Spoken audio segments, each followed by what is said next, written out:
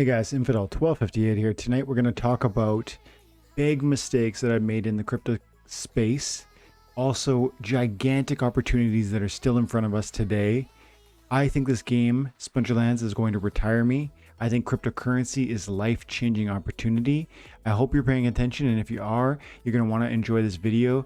Stick around, stay tuned, drop a comment with your IGN so that I can answer those questions and send some rewards afterwards. Thank you so much. Have an amazing day. God bless. It really is like the Wild West, like you're saying, the Roaring 20s. It's like a totally different. This is a strange moment in the technological revolution that is blockchain, and there's so many things like you mentioned, that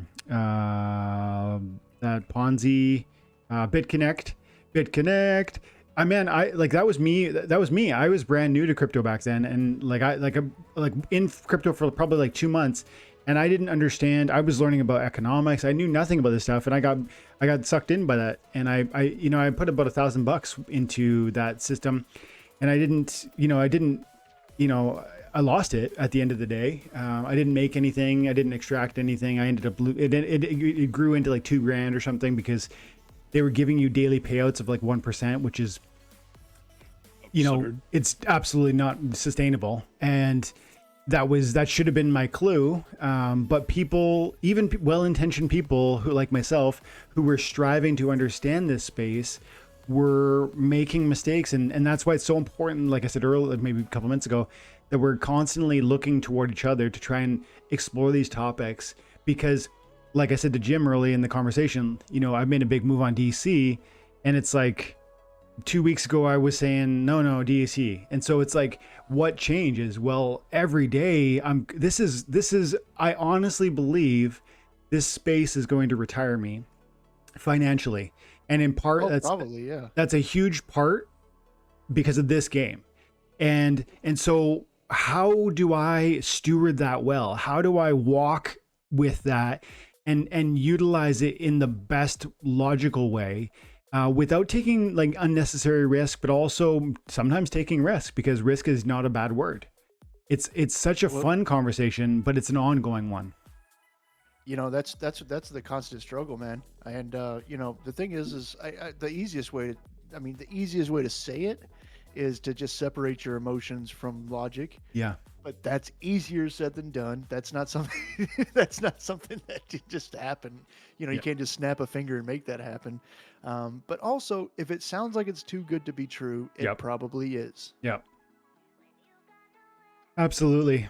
That's what I've learned. And I think it's funny because I've seen in my comment section that's what people will say about Splinterlands.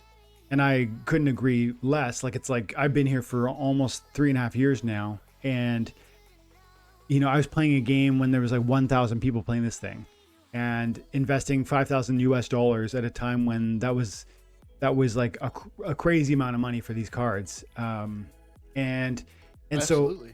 so people say like, oh, this is too good to be true. Well, no, it's like people who have foresight and who have the willingness to invest over a long enough time horizon, picturing like, usually I talk about a 4-year window because the bull runs in crypto are generally like a 4-year window. And how much is your cards worth? It's maybe 100 to 150, something in that ballpark. American. Okay, how much did you make on your season rewards? On my seasons, this season was only about $20 US. $20 on $200,000. So like, here's the thing: is that too good to be true? That's a great way of putting it. That's a really great way of putting it. Well, somebody was like, I actually saw in general chat over in Splinterlands, someone was complaining about, oh, I won a legendary, but it's only worth $2. Mm-hmm. And I literally remember on my show, which I do like this other show on this other thing, whatever. Mm-hmm. I was giving away rulers of the seas. Wow. Because they were worth like $2 a piece, and I was like, yeah, have a ruler of the seas, like I was giving them away. Yeah. How much are they? How much is a ruler of the sea worth right now? I don't even know. It's like $100. I'm gonna guess 120. 120. Yeah. Like $50, I would think. I don't think so. I sold my max ruler of the seas forever ago for $60. Where is it? Oh, you got the gold. You got gold beta, yeah. Yeah, that's promo, right? Isn't it? No, it's a reward. It's a reward. Yeah, it was a reward card, and they were printing them out like crazy, and they were like $2, There it is. and I was giving them away. $90 low buy, 61 high bid, and that's for one BCX. I sold a max copy for $60 probably 3 years ago. And these people are like, "Well, I got a $2 legendary." And it's like, yeah, you know, it's worth that right now. Yeah. Just wait a bit. Like, That's the thing. That's the thing. And so it's like, the question isn't, is this game going to make me rich? The question is, do you enjoy the game? And then secondly, the next necessary second question is, do you believe in the development and the foundation that this development team has shown to be building, and that they seem to be building? Because that's like a future question. It's like, do you trust the vision? So do you enjoy the game now, and do you trust the vision? If so, that's where that long term you can just play it on a daily basis, earning what seem like trivial rewards.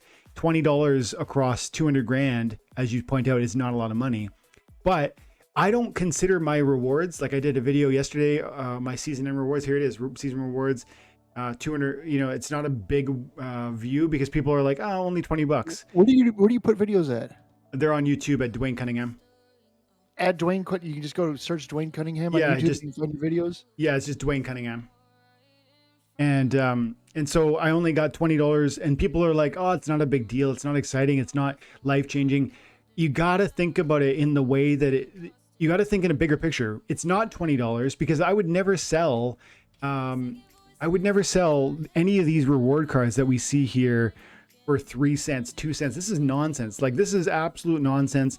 If I had millions of dollars, I'd buy the market and then just sit on it for 4 years and just live off rentals or live off of selling them occasionally for profit. Because there's no way, these are limited in number, and the number is always diminishing because we're burning copies to merge them to grow the power level of the card.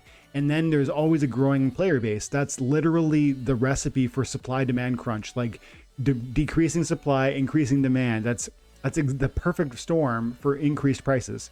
And it doesn't happen overnight. It's like, that might be 4 years away, but who cares? Like, you're earning these for free. Come play the game, have fun with it, earn these tokens, these NFTs, and then just sit on them. Don't think about who are these guys and girls that are like, I'll take 2 cents for my Venari. I just don't understand. Hold it. It's at least going to be $1 in some time in the future. And is 2 cents going to move the needle for you? I don't comprehend how that thought process works.